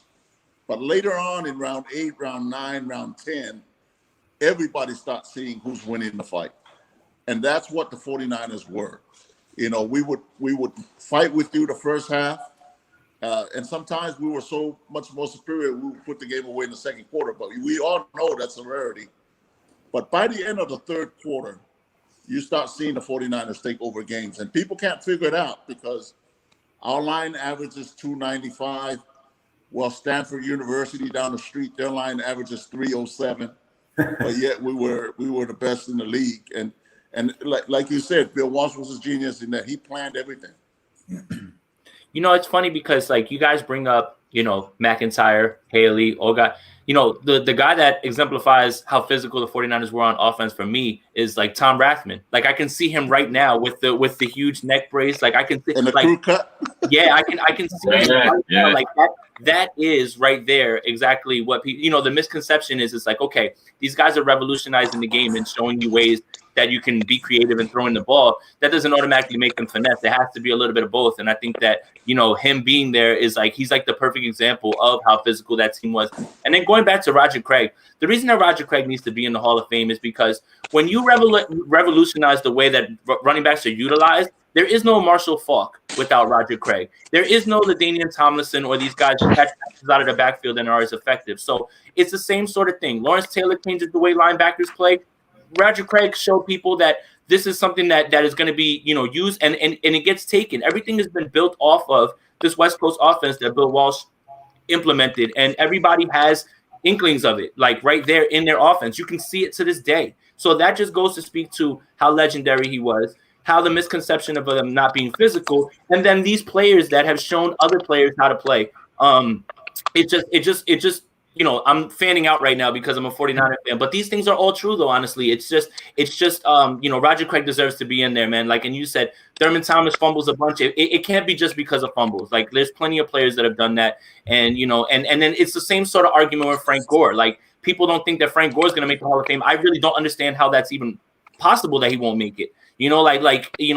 His longevity and his numbers speak for themselves. So it's got to be a balance of guys who had impact, guys who revolutionized the game, and statistics. And I think that Roger Craig has both of those things. Yeah, and I agree with you. People have their own interpretation, but for me, it's a guy that thrived on teams that won Super Bowls. I mean, how can Buffalo lose 4? And I give them credit because it's hard to just get to the Super Bowl. But how can you lose 4 and probably have more people in there than from guys that were undefeated in the big game? But, we talk about Tom Flores, a lot of people from the Raiders, a lot of people didn't give him credit, and he's still not quite in yet. So it's one of those deals that like anything else, it has to evolve, and we have to make changes to see what, how meaningful your contribution is, not only to the game, but to your team. So, that's something we're aware of, and hopefully we can strengthen the West Coast a little bit and change some things. Jesse, I know these guys are loving sort of asking you questions. We've got a lot of fans that are sending some comments and questions into you as well. I hope you don't mind me jumping in and maybe sort of asking you some questions coming in from our guests. Jonathan Besford is a big rugby league and union fan, and he's asking, how did you find the transition from rugby to American football? Easy or difficult? Well, it wasn't the easiest thing at first, but, believe it or not, I came here when I was 10 years old. So I love playing rugby. I was young enough to be able to adapt. We got kids that are playing in the NFL now that are freakish athletes from Australia. That there's a tackle, Jordan Mailata for the Philadelphia Eagles is trying to make the transition. 6'8", 330 pounds.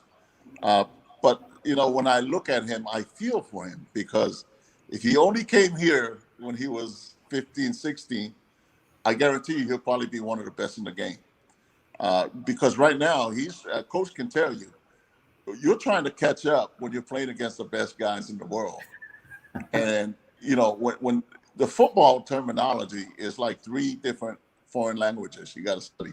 So I can just imagine we had a punt returner, Jared Hayne from Australia. And the stories were, Coach, he used to have a piece of paper tucked into his pants after every play. He's looking at it, Those were like the days in Kalihi back in Hawaii. But it just goes to show you how difficult it is. But there's no doubt in my mind we can find some jewels, some diamonds that are in England, which is the reason why we came over back in the day. And then Japan. Well, I played in Japan too but I think the biggest market is in Europe, Australia, New Zealand, Samoa on a per capita basis, because it's Polynesian islands. It's very normal for a Polynesian kid to be 6'2", 6'3", and 260 pounds, and they're only 14, 15 years old, and they don't know what a squat rack looks like, So those are the type of kids that can thrive here in America if they get coached up right. For sure. I mean, I'm not too sure if this is just a New Zealand thing or possibly a Samoan thing as well, but Jonathan's also asking you if you ever performed the haka. I performed the haka, when I was in school and church dances, but I've never done it in the NFL. We have another player that Coach knows about that's from the little island of Pango Pango that played for the Niners, Isaac Sopoanga. Oh, yeah. He performed the haka. He performed the haka in our locker room, and the players loved it. So just to show you, Isaac is about 6'3", 330 pounds. And I tell the kids this story all the time. I say he plays first down, and every time it's 2nd and 7 or 2nd and 6 or more, he comes out of the game. If it's 2nd and 3 or 2nd and 4, he stays in the game. But he made $25 million in 4 years. So if we happen to stop the run real good in that game, he'll probably play 25 snaps, But he made an average of $5.5 million a year, which, if coach can tell you, when we go to Samoa to do camps, and this is even before Coach started joining us, they didn't even have shoes. And they still don't have shoes, but at least they know what good shoes look like now. So when we go on those goodwill missions that we used to go on, when we bring shoes, those kids look like they're in heaven. You go from that to making $5.5 million to do what you do per year. It's unbelievable, and sometimes, I get fearful in the fact that I hope all the money and all the notoriety doesn't change the kids because of our culture. Our culture is very important to us. Hey, guys, I got to tell you something. Yes, Jesse, about the haka. Let me tell you something. The big man got feet because they do a dance there called the Siva. And I saw Jesse do the Siva, and he can do it. He's good now. He's good. But, we would go do these things. Honestly, this is a true story about Isaac Sapolu. Rich Miano, who was on the staff at Hawaii, went to the island to recruit kids, and he saw Isaac at 300 pounds reverse dunking a basketball. He really wasn't a football player at that time, but like a lot of kids on the island, he's just a tremendous athlete at his size. And they placed him in a junior college in California, and then he came to the University of Hawaii, was an All-American, was a great player, drafted, and really, really, really a great kid, and is back now giving back to the kids in Hawaii, and one of the really, really good guys. So every one of those Samoan kids, and Jesse talked about their culture, you see how important their culture is, their parents are, what the ones who came before them, and it's a really cool deal. Absolutely, Coach. Exactly what you're saying there. What if there are players that are playing in the NFL now that do what Jesse's doing? I mean, can you imagine a 4-time Super Bowl champion Pat Mahomes coming onto a UK-based talk show? I mean, this is why. I mean, people like yourselves, and it is so great to see that you still want to connect to the fans that pay for their tickets, that want to go to the games, that love football with a passion. It is so great, Jesse, to see people like yourself that still want to come on and give back to us. It is, I mean, like I say, I can see Jason is just sitting there in awe of everything that you're saying. I mean, it's incredible. I mean, I'm not normally so close to my computer. I mean, I just want to get all this knowledge sort of come in. This is fantastic. I'm loving every second of this. So thank you. Our boy Harrison also asking a question here, Jesse. How, after winning 4 Super Bowls, did you keep the hunger of wanting to keep winning? Well, honestly, and we laugh about it now because there's about 6 of us on the 49ers that have 4 Super Bowls. But I don't feel like I'm complete with the 4 Super Bowl rings. Wow. Because I played in 8 NFC championship games. Well, guess what happened to the other 4 of those 8 NFC championship games? I had my heart broken, you know. Once I made it through to the Super Bowls, for me, I'm 4-0. You know, the 49ers got 5, but I won 4. But I was undefeated in Super Bowls as a player. But the game before the Super Bowl, you know, when Dallas came back in the 90s and got us a couple of times, we lost going for the 3-peat. We talked about that game with the Giants. My rookie year, they called a phantom interference call versus the Washington Redskins in Washington. The game was 21-21, you know. So those, believe it or not, I love my 4 Super Bowl rings. But when I lay my head down at night, that kind of enters into my mind. Because I could easily, realistically sit here with 6 Super Bowl rings. Yeah. The other 2, you've seen the amount of injuries that are on the San Francisco 49er roster, so you might still be able to get back on that team and win another. You know, you might be able to get another. Jesse, let's go, Jesse. Interior O-line problems, Jesse. Come on over. You know, let's make it happen. Come on back to us, Jesse. Come back to us. And to see the Niners doing the hacker just before kickoff. Wow. I've got a question for you, Jesse. A lot of stories go around about Eddie D and just how much you guys had respect for him and how he still looks after you guys, etc. And obviously, everyone that's a Niner fan knows what's in his well, it's not his back garden, but in his yard with the candlestick goalpost, and God rest his soul, Dwight is in the same position where he caught the ball. What was it like being around that? Because you all flew first class. He treated you. I'm not saying obviously the Yorks don't get me wrong, but you don't hear those kind of stories about the organization now that you used to hear from when Eddie D and Carmen Policy and all that were involved with the team. What was it like to be around it? You know, I think when we talk about Bill Walsh being innovative during his time as a coach, Eddie D.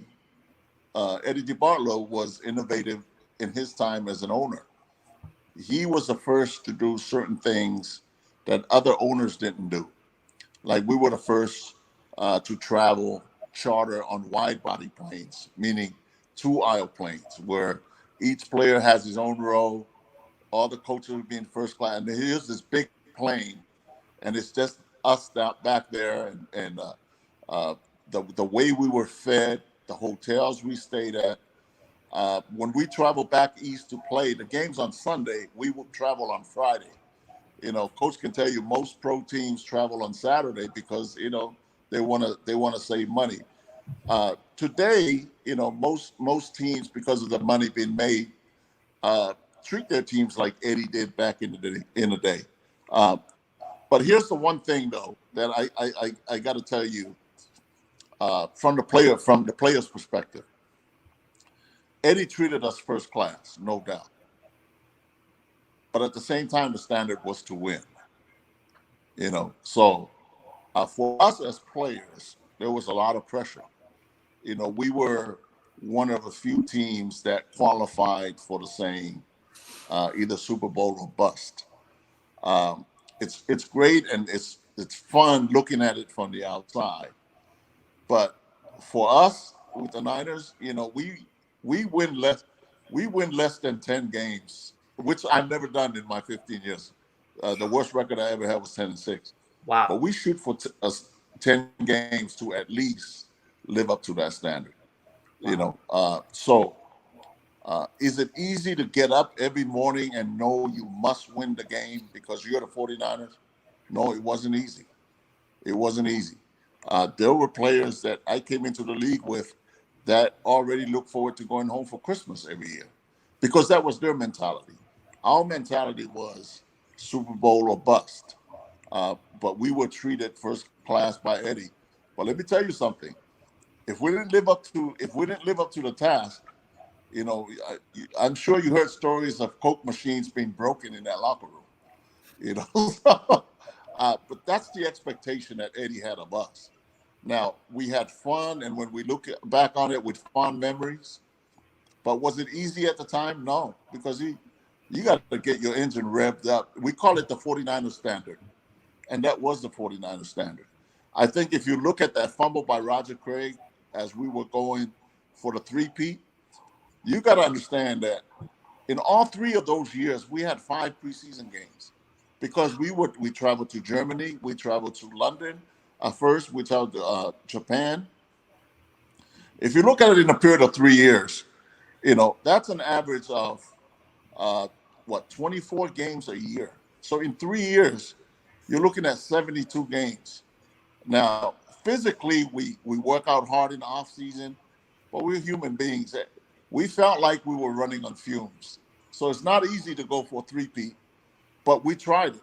And the only other team that came close to it was the Dallas Cowboys in the 90s.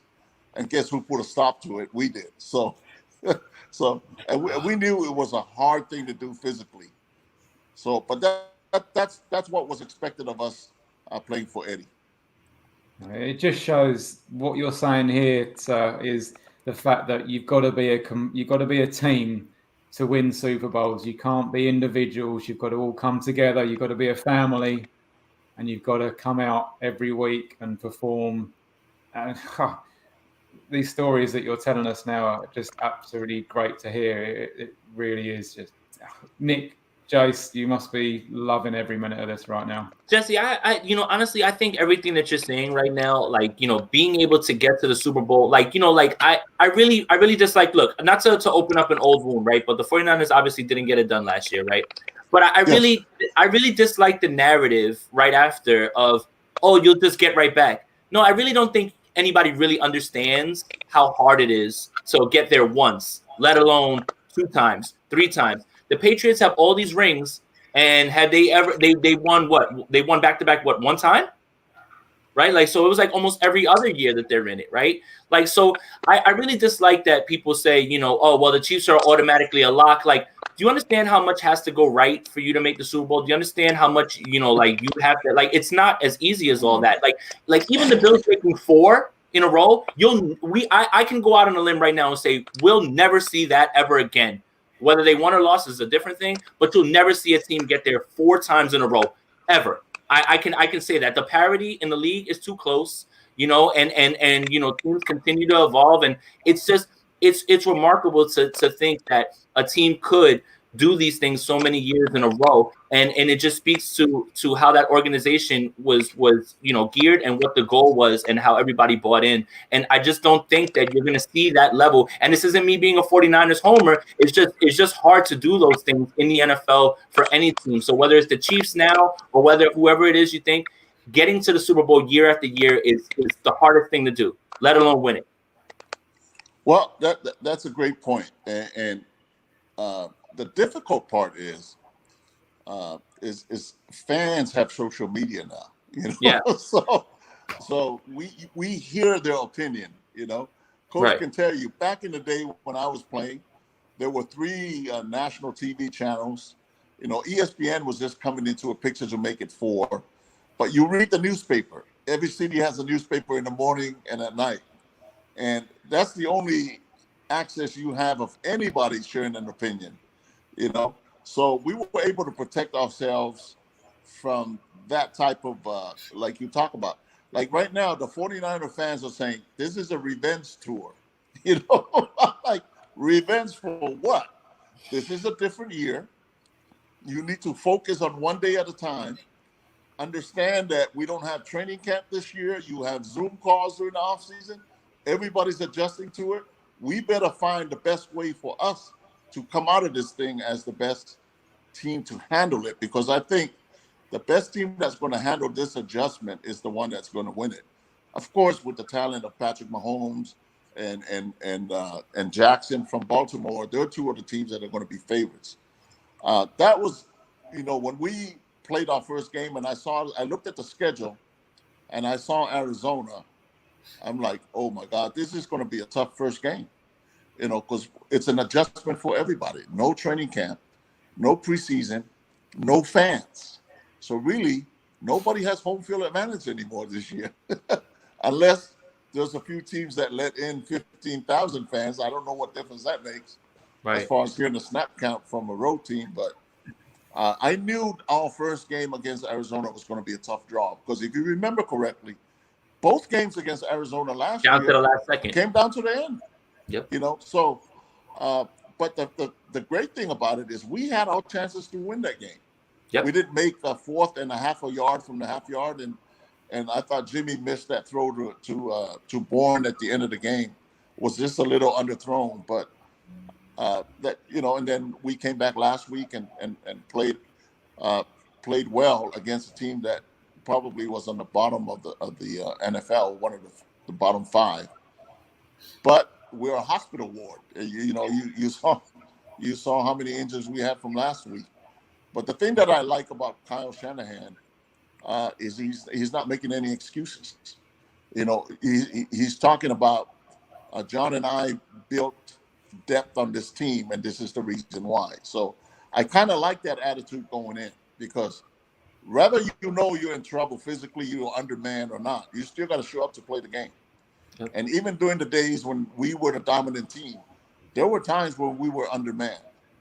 And how you win those games is how you come together as a team mentally and strengthen each other to know that whoever is on that field is going to be the best player possible for the San Francisco 49ers. And I kind of like the approach of Kyle Shanahan compared to reading the fans' tweets about we're in trouble, the season's over. Yeah. All that kind of stuff, Coach. We have to hear it now compared to back in the day when you didn't have to hear it as much. That's the weird thing about, so as you say, Jesse, that's the weird thing now about social media is, and you're on there, you see it, everyone sees it. An injury happens or a bad play, and get Jimmy out of town, he's garbage, it's this, it's that. Right. And they don't see the overall. And, Jimmy's my guy still, and I'm pretty sure he is with Jason, Oh, yeah. Nick Mullins, okay, he's in this week. We can still game plan around the Giants, not a problem. To me, it's, I think both of the New Jersey teams are pretty garbage this year. I do like Danny Dimes, but obviously losing Saquon is a big loss. But I can't see us losing this game. Jason said it'd be close. Close or not, I still think we come out with the win. Hey, a win's a win. Exactly. Just one thing, Jesse. I've got one of my guys, Tony, who's NJ Niner fan 499, and he's just sent me a direct message on Twitter. I did ask him if he wanted to come on. Unfortunately, he's doing something else at the moment, but he's a massive fan of yours. And he said to me, Jesse is the man. Please tell him I am a huge fan and have the utmost respect for the guy. And to be honest, so much. I don't think any old school I know I'm a lot older than Jason, but anybody that follows the Niners has nothing but respect for what you guys Absolutely. Did. I remember I've been a Niner fan since '79, and it didn't really come over here until the early to mid '80s, I'm guessing. But I remember someone gave me a copy of USA Today, and I turned to the sports page, and Joe Montana was there on the cover, and I saw the red, and I saw the 16, and I can't even remember what the result, but I just thought, I really like that uniform. And it kind of started from there, and then going years and years back, even probably just before when you came over, we used to have Frank Gifford do a show on UK TV that was the week previous. So we had no live games. The only action we would see would be from the previous week. And I always remember, the 49ers, I like them. And then all of a sudden, it took off in this country. I mean, the guys here know I used to play. I played middle linebacker. I played on the defensive line as well. And it just, the way it mushroomed out, and it was a joy to watch that team. I've got a question for you as well, another one. I've got so many, and I'm just trying to juggle which one. All right, Nick. You got it, Nick. You got it. Get that defibrillator ready. I'm ready, buddy. I'm ready. You played in the Cincinnati Super Bowl, right, with the drive? Yes. Talk to me what it was like when you guys set up for the first play. It's near the end of the game. I mean, I knew Joe was clutch, but were you all there thinking, we got Joe, it's fine, we don't need to worry? Or was it quite apprehensive? How was the feeling in that huddle when you started?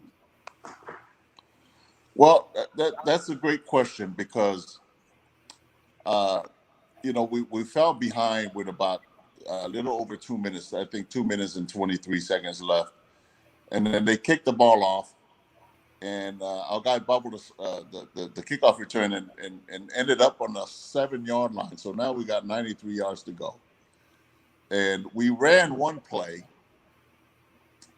and then we called timeout. Right, we called timeout, and then Joe went out, came back in. And usually the umpire, if the TV's not ready, would call the center to let me know that, hey, Jesse, this is TV timeout, which coach knows. Now we got to wait around a little bit until the commercials are done. And when he did that, Joe came in, and we had some extra time in the huddle. And through the huddle, he saw I'm waiting for a comedian named John Candy. John Candy, tell the story. Thank you, Jesse. Thank you for. This was going to be the question. Thank you. I'm sorry. I'm sorry. So, for me, all I was focusing on is I'm the only Polynesian on the team, and if you hold in this drive, Jesse, the whole Polynesian community and the whole world would know who will cost the 49ers the game. So. That honestly, Coach, that's what was going through my mind. I'm the only Samoan on the team. I stick out like a sore thumb. Do your job. Don't make a mistake. One play at a time. That was my thinking. Was it intense? Yeah, it was intense. But for me, to be honest with you, it was probably more intense for the fans who had no control of it compared to us, who can actually execute the thing. It's weird for me to say that. But we're sweating, we're competing, so our focus is on one play at a time. While you guys are watching on TV, just squeezing, hoping that we get the job done. So when Joe came back in and pointed out John Candy, you could feel a calm going through that huddle. Like, if the bus driver is this calm, then the bus is in good shape. Wow. All you got to do is, if I'm the left tire, I got to do my job, right? Wow. Because the driver of the bus is ready to do his job. Wow. And that's the ring. That's one of the rings that I showed you was from that game. And that's the ring that my wife can tell you that I wear more than any other ring. The other ring of the two that I showed you was the most lopsided Super Bowl in history, against the Elway and the Denver Broncos. Yeah. But the reason why I wear the 55 ring from the Super Bowl in Miami versus the Cincinnati Bengals, because it shows me what I'm made of as a man. And sometimes you need those type of experiences to test yourself.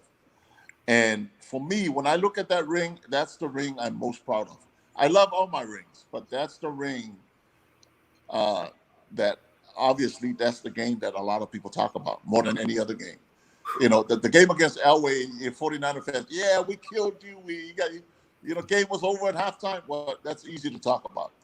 But this particular game, like you said, the reason why you asked me that question is because that's one of the most interesting Super Bowls in history. My goodness. Sorry, Jason. No, you're good. I was gonna ask you that, the John Candy thing, honestly, because I had heard that story a million times. You know, as a 49er fan of what year was that, Jesse? If you could remind me real quick off the top of your head. The season was 88, but the game was end of January 1989. Right. So I was 4 years old in a huge Joe Montana jersey, just running around the house, right? And then there's pictures of this, like my father watching the game, and this is me learning. This is where I learned. And then to hear that story, like you know, the football life that you guys, I don't know if you were involved in that one, you know, the football life that they had with the 49ers and you guys talking about it. Yes. I heard that story from plenty of other linemen. Like, imagine the biggest moment right there. And he's like, hey, take a look, guys. There's John Candy. Like, he saw him in the other end zone. Like, I can't imagine what that, like you said, if he's that calm, it's like, we got this, like, you know. And it's just like, it's Chris Collinsworth tells another funny story on the other side of it. He says right after they scored, they're like, we got him finally, this is it, we got him. And Chris Collinsworth grabbed him by the shirt and said, are you crazy for even saying that right now? Like, what is wrong with you? And he said he never forgave that guy for saying that. And he says that ring that you have, he'll always feel like that was his, and you ripped that away from him. So like these are all just like I'm just getting jazzed up by hearing this, because, you know, you were actually there and like confirming all of these things that we had heard. And it's just, it's insane. Like, I really can't imagine being in that moment right there and being able to execute and getting it done. Must have been the high of all highs. I can't imagine. This man is in the huddle with Joe, feeling cool, about to win a Super Bowl. Oh, well, crazy. You know what? That's the crazy thing about all of this is probably everybody except Joe is crapping himself because it's the biggest spot ever. Like, oh, there's John Candy. I'd be like, wow. And I watched the drive this morning again. That's Joe's personality. That's just his personality. And Coach can tell you, he has a little bit of a history of that at Notre Dame. The chicken soup bowl game that he won at Notre Dame. When they beat Houston, it was freezing cold Cotton Bowl. Yeah. And you know, I see Joe now, he's still the same. You know, he's a jokester. You know, he loves, I think one of the main reasons that we love him so much is he's one of the boys. That's his mentality. He's one of the boys. Now, with and I'm fortunate enough to snap the ball to two of the greatest quarterbacks. My other quarterback, Steve Young, he's also one of the boys, but Steve Young, if you look at him and how, there's a reason why he's on TV, because he's very, we call it, he's good at politics. You know, yeah. And that's because, you know, Steve can analyze things and put his own spin on it. But that was his personality, a little bit more serious. But you know, we talk about Jimmy G. You know, Jimmy G is playing in the age of social media. But if you remember how people were hard on Steve Young until he can win the Super Bowl, you remember that? He started like 3 or 4 years for us, won the MVP twice, and 49er fans still ripped him. Yeah, you know, and you know, you can't blame the fans. It's not because of Steve personally. It's because of the timing of when Steve became the quarterback. Right. You know, he followed a guy that was 4-0 in Super Bowls. And one of the greatest accomplishments, too, for me, was to help Steve get his Super Bowl. Because, you know, there were times when, and this is an inside story. Inside scoop for the Shank Club, everybody, listen up. There were times when Steve was so stressed out, he wouldn't cash his checks. You know? Wow. So the 49er, you know, the financial people, you know, our books were not balanced, you know, because Steve felt like he took everything so personal that until he wins the Super Bowl, he didn't want to cash any of his checks. Well, Wow. when you make $3 million in those days and you divide that by 16 weeks, of course your books are going to be thrown off. I would have cashed those checks for him, no problem. but Definitely. it just shows you what the different approaches. Joe was easygoing. Will come after your heart. One of the guys. Steve was, I want to accomplish this thing at all costs, and if I don't, I don't deserve this, and that. And once we got the team to help him get to the Super Bowl, Joe had the record for 5 touchdown passes in the Super Bowl in 3 quarters. He did it in 3 quarters. And then when we played with Steve, we worked the whole game to make sure, because we didn't mind if one of our guys break the other guy's record. In fact, I don't, now that you look at it, I don't know, even with the rules nowadays of spread offenses and, and empty backfields, anybody can throw 6 in the Super Bowl. So that's going to be tough to beat, but we worked hard and we were proud to do it for Steve. So Jesse, can I ask you? Oh no, you got it. I've got a friend over on the West Coast, Diane, a massive Niners fan. Her and her husband, all her family, and they did send me an Instagram message to ask you a question. I don't know if you can even sort of possibly answer it, but obviously what you were talking about there with Young and Montana, they were asking, can you pick a favorite? I think that's probably too hard to ask, but were you more friendly possibly with one over the other? Was there something that sort of made one a little bit sort of more close to you than the other possibly? Of Steve or Joe? Exactly, yes. Yes, sir. Oh, I have no problem with that. I mean, I love Steve. I'm close to Steve also. But, I think the fact that they both made it to the Hall of Fame is a great thing. But if you want me to be honest with you, I mean, Joe's still Mr. San Francisco. That's just the way it is, Yeah. And I can be politically correct, but I'm going to tell you the truth. Joe's the guy, and Steve is one of, we don't mind him being one of the best to ever play the game, but when it comes to the guy that built that organization, there's no question. Wow. Jesse, I have a question. So like going back to that Chargers Super Bowl, right? That's the Super Bowl that I remember, right? I'm old enough to remember. My father got me a replica ring. Am I that old? Huh? Say again? Am I that old? That was towards the end of my career. No, but you're not that old. Like this was 94, 95. I remember it like the back of my mind, because I just want to ask you, right? You remember how hard it was those years, because every year it was Dallas and the 49ers, which is the root. This is after Dallas Clark, right? So this rivalry had its seeds planted very early on, right? For me, it became very, very personal because I really disliked the Cowboys for as many times as they stopped us, right? For some reason that year, even being a kid, right? And kids don't think things through, right? It felt like almost a slam dunk that this Super Bowl was done, because it felt like the Super Bowl was just getting over that hump and just finally finishing off the Cowboys. Like, I don't care who would have came out on the other side. It just happened to be the Chargers. They didn't stand a chance at this point in this game. So I just wanted to know, like, was there any sort of, like, I understand, team mentality, you never want to overlook anybody, especially in the Super Bowl game, but was there any sort of like relief like that across the roster of like, okay, we finally, it's been 2-3 years of this in a row. We finally have cleared this. Now let's just go get this done. And this feels like the weight is off of us, at least a little bit in that regard.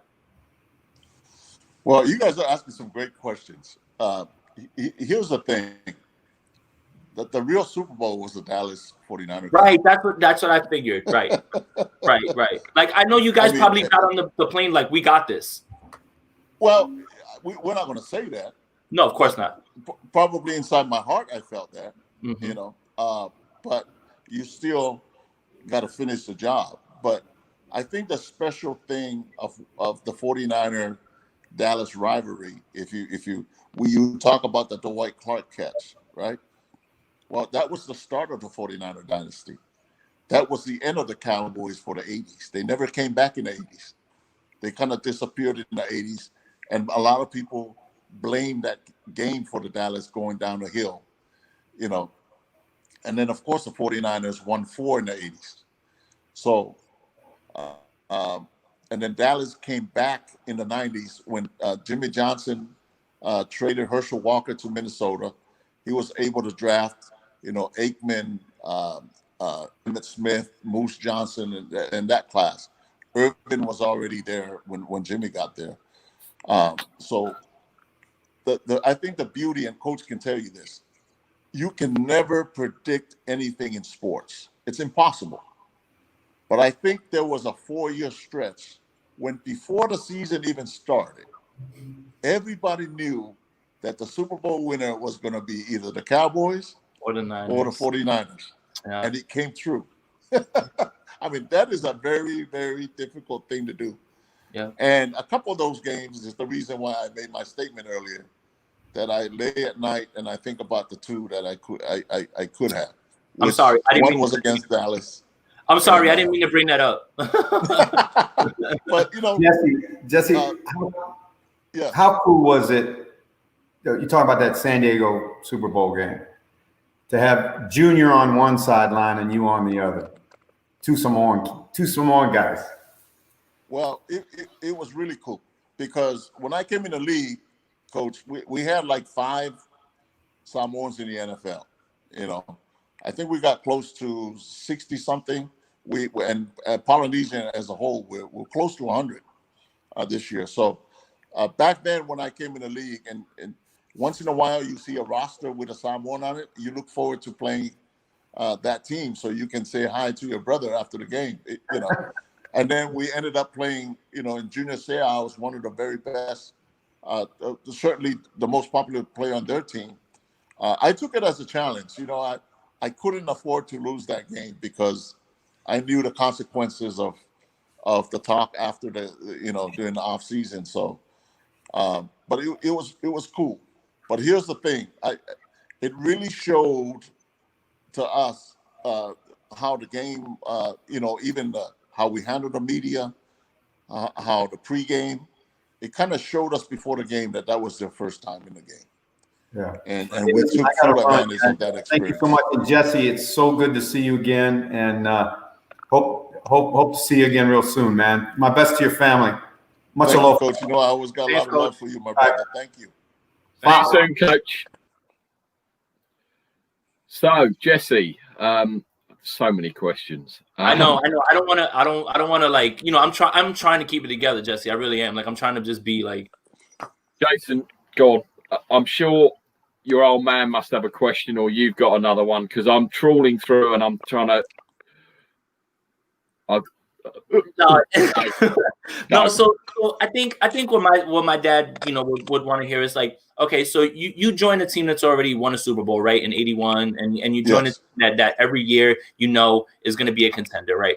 And you hear all these stories, and you've seen Joe Montana. It's like when you first get there, how quickly did you realize, man, this guy is like really, like, he's really, really special. You know, like, you can watch him play and everything, but I think when you get to know the person and you become around them, did you start to say, this is the stuff that people don't see, you know, because all you can see what's on the field. Like you said, we're much more interactive now. We have ways to see things that we never would have saw. Like, there was no Hard Knocks in the 80s. There was none of those things, right? So you almost had to just take players' word for it. Like when you got there, did you automatically say, okay, I know that Joe Montana the player, but I know he's the man, like, you know, now after being around him? Well, honestly, you know, Joe won the Super Bowl in '81. I was a junior in college. In '82, they had a strike-shortened year, and they missed the playoffs. And also, can I say one more thing? Jerry Rice set the touchdown record in that strike-shortened year that Randy Moss broke later on. Right. So right. That was '87. Right. Oh, my bad. I'm sorry. That was '87. '82 was the first year they went on strike, and that was my senior year in college. And they missed the field goal to miss the playoffs. So a lot of the fans were saying, was the 49ers a one-year wonder? You know, because they came out of nowhere to win it in '81. They missed the playoffs in '82. And then my class with Roger Craig we were drafted in '83, and we went on to lose the NFC Championship game in Washington. But yeah, it's a tough thing. But I think that year we came back in 1983, brought us back into relevancy, and that's when we started setting the standard of we're not going to be a one-year wonder, because we came back the next year and became the first team to go 18-1, and we beat Marino in the Super Bowl. So that was a big thing as far as establishing that the 49ers were here to stay. And of course, Marino threw for 5,000 yards, if you remember. And in those years, defenses could maul receivers coming off the line of scrimmage. Right. Now you can't touch them that much, right? Yep. So of course, Can't even look at them. But for Marino to throw for 5,000 yards, in my mind, if he was to play today with that kind of, he would have thrown for 7,000 yards. Right. So, but our defense did a number on them in that Super Bowl. And of course, Joe outplayed Marino. And that's when he started even building his legacy, that he was not only the up-and-coming best quarterback in the league at that time, but probably has a chance to be the best ever, which later on he won another 2 Super Bowls. I got to jump off, guys. Jesse, I just got to take care of my daughter. Thank you. And everything. I got to leave also in a couple minutes, but you guys are awesome.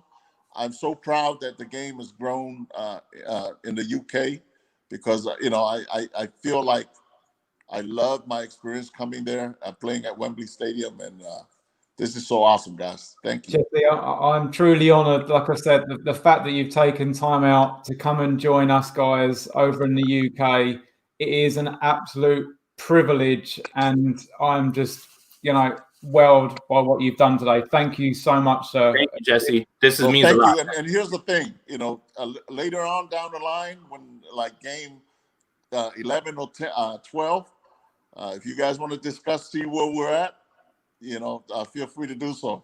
Yes, Jesse, I'm already. I'm just about to type you the email now. Now you've said that. Just before you hop off, I've got one more very quick question. Did you play in the infamous game in Dallas when T.O. did the star? I just retired the year before. Wow. Because I would have loved to have. I'd love to have known. Obviously, you've seen it. I would have loved to have seen your reaction to that and getting into it. Because to me, it was hilarious. I loved it. I don't care. As long as they're trolling the Cowboys, I don't care. I love it. I don't care. Exactly. Here's my take on it. I loved it because the only reason I loved it is because of who it was against. Right. Exactly. Right. If he would have done that to someone else, I would have been like, come on, T.O., what are you doing? But it's Dallas, so I was fine with it. I was like, go for it. Go all out. The first time was amazing. The second time, I'm like, holy, what are you doing? But I loved it. Yeah, you are. And just before you go, it'd be great to have you on the show again later on down the road. But maybe just so we could possibly soundbite you for a few adverts, could you just say, guys, if you want to listen to football in the UK, listen to the Shank Club NFL. Guys, if you want to listen to NFL information and discussion, listen to Shank. Say that again. I'm sorry. It's Shank Club NFL. You can big us up any way you want there, Jesse. Guys, if you want to listen to details and discussions about the NFL season, listen to Shank Club NFL. Listen to Shank Club NFL. Thank you so much. You're the best. One of a kind. Thank you, sir. Thank you. We'll do it again soon. Thank you, Jesse. You know it, Jesse. Just reach out to me on Twitter. We'll do it again. I really, I just cut off. Yeah. You got it. You got it, brother. Thank you. Appreciate you, man. Bye-bye. Wow. My heart is still my heart. Right. I haven't sworn the whole episode. Right. But now I've got to say, holy fucking shit. Man. Jason Momoa, you best go be looking after your Yeah, kid. let me go get my daughter. Guys, thank you guys so much. My father texted me. He was watching the entire time. He got such a thrill out of it. I appreciate you guys. I'm gonna go see him in a little bit actually too. So I'm gonna get to talk with him and everything as well. And I'll see you guys next week. I'm here for you guys every Saturday. Sure, Jason. Much respect, Pete. I'm not even gonna do the goofball in a hat. We gotta go. There's not a lot more we can do. There he is. That's my guy Rennie too. Thank you for tuning in, bro. I appreciate you, man. Yeah. We love you all. Let's go. That's it. We are out of here. Shank Club NFL, 4-time Super Bowl champion, coach, Jason, Pete, me. Forget about it.